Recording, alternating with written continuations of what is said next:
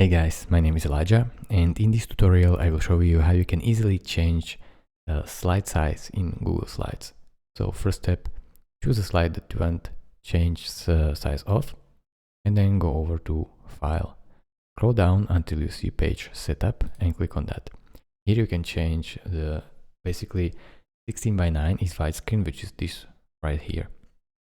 You can click on it to make it standard 4 by 3 or widescreen 16 by 10. You can even make it custom, so click here and choose inches, centimeters, points or pixels, and let's say you want to make it custom, so simply make it 1080 by 1920.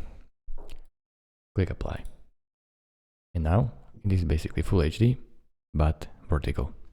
So it is really simple. Thank you guys for watching. If this video was helpful to you, consider subscribing and liking this video, and I will see you in the next tutorial. Bye bye.